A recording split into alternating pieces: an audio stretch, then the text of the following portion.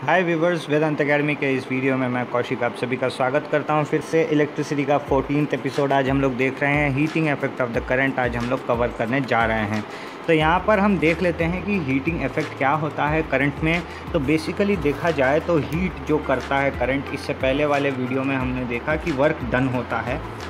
कोई भी एक सर्किट में करंट आता है, कोई डिवाइस को उसमें सप्लाई मिलता है और यहाँ पर जो है एफिशिएंसी हम निकालते हैं कि कितना वर्क डन हुआ है।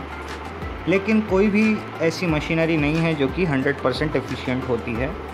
तो उसके बदले क्या होता है, जो 30% 40% जो हमारा वेस्ट रह जाता है वो जो है हीट बन करके बाहर की ओर निकल जाता है। तो ये हीट जो हो रहा है ये भी एक वर्क डन ही है। तो यहाँ पर हम समझेंगे कि ये हीट कैसे वर्क के जैसे काम कर रहा है। तो उसको समझने के लिए हम लोग सबसे पहले लिख लेते हैं वर्क डन वाला formula. Work done in the case of electricity is equal to V times I। Okay, मैं इसको V टाइम्स I लिख लेता हूँ। V टाइम्स I करने पर जो है हमको वर्क डन मिल जाएगा। तो यहाँ पर वोल्टेज और I की बात हम लोग जानते हैं, तो इस चीज़ को आप नोट करके रख लीजिए कि work done is equal to V/I। लेकिन यहाँ पर मैं आपको कुछ चीज़ों के ऊपर ले जाना चाहूँगा। सबसे पहली चीज़, यहाँ पर हीट कैसे होता है। हीट होता तब है जब हमारे यहाँ पर एक वायर में ऐसा करंट का फ्लो आता रहता है, एक के पीछे एक ये चार्ज पार्टिकल्स चलते रहते हैं और ये जो है हमारा रेसिस्टेंस है। अब यहाँ पर क्या होता है, एक स्पीड ब्रेकर सा यहाँ पर एक क्रिएट हो जाता है, जिससे कि ये मॉलिक्यूल्स जितने भी हैं ये आपस में एक दूसरे के पीछे टकराते रहते हैं। तो ये एक के पीछे एक आकर के स्लो होंगे, टकराएंगे और एक दूसरे को ये डिस्प्लेस करेंगे। तो यहाँ पर जो है मॉलिक्यूल्स हीट के फॉर्म में निकल जाएंगे।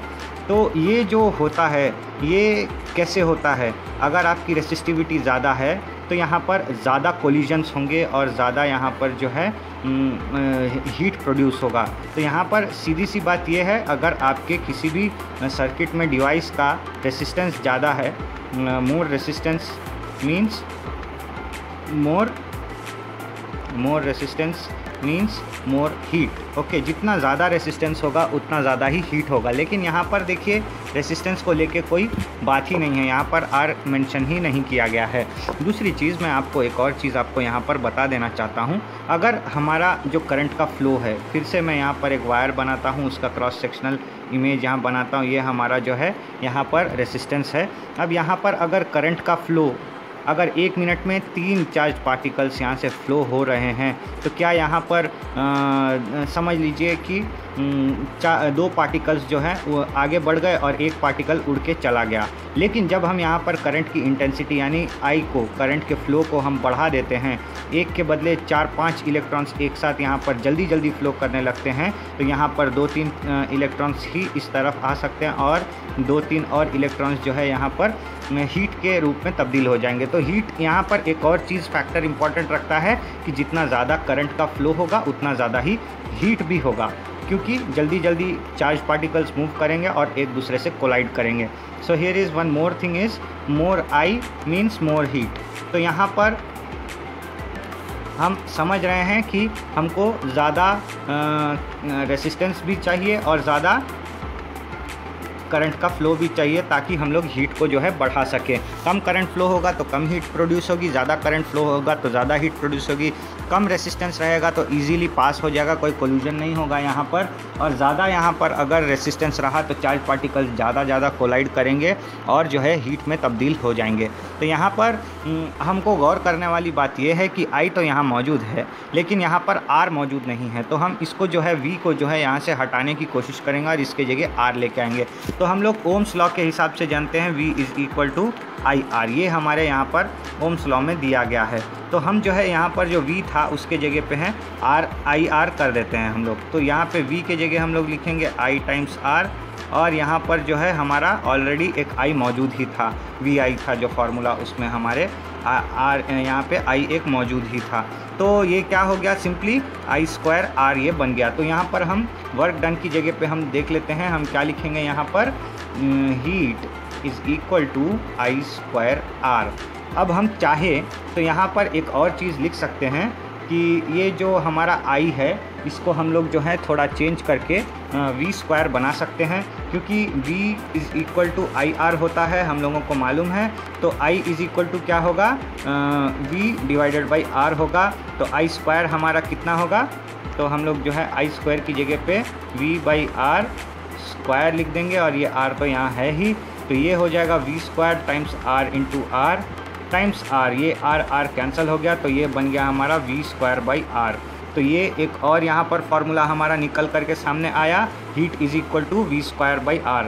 लेकिन प्रैक्टिकली देखा जाए तो v²/r यहाँ पर लिखना थोड़ा सा अटपटा लगेगा, क्योंकि यहाँ पर जो है हम लोग v²/r अगर हम लिखेंगे तो वो बात ये हो जाएगी कि हमको करंट के फ़्लो से कोई रिलेशन नहीं मिल पाएगा। तो करंट का फ़्लो चूँकि एक डायरेक्ट कैरेक्टरिस्टिक है, इसीलिए हमको करेक्ट अगर हम माने तो यही फार्मूला होगा I²R वाला।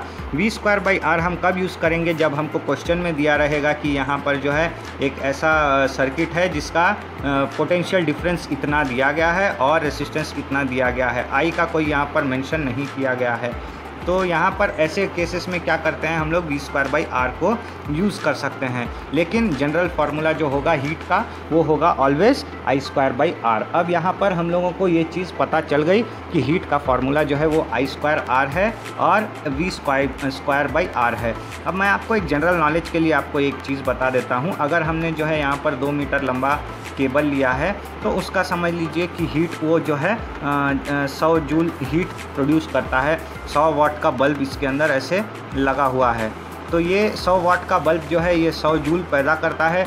जाहिर सी चीज़ है, जितना वर्क डन होगा उतना ही जो है यहाँ पर हमारा हीट पैदा होगा। तो ये 100 लेकिन अगर मैं यहाँ पर सिर्फ 1 मीटर वायर की बात करूँ तो क्या ये काम 100 जूल निकाल पाएगा हीट, या उससे कम होगा? आप सोचेंगे कि चलिए वायर छोटी हो गई तो रेसिस्टेंस छोटा हो गया, इसीलिए जो है हमारा ये जो 100 जूल था ये 50 जूल हो जाएगा।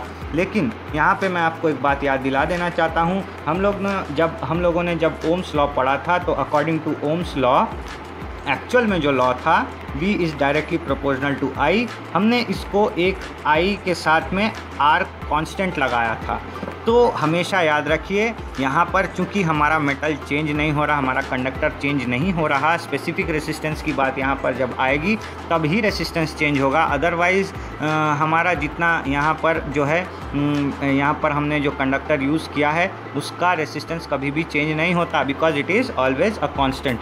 तो ये मत समझिए कि छोटी चीज़ है तो कम यहाँ पर हीट प्रोड्यूस करेगी, बराबर हीट प्रोड्यूस करेगी, थोड़ा सा फ्लक्चुएशन ऊपर नीचे होगा लेकिन हीट तो ऐसे ही प्रोड्यूस करेगी। तो आई होप आप लोग समझ गए होंगे कि हीट कैसे प्रोड्यूस करती है current, electricity.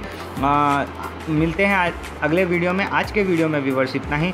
Thanks for watching.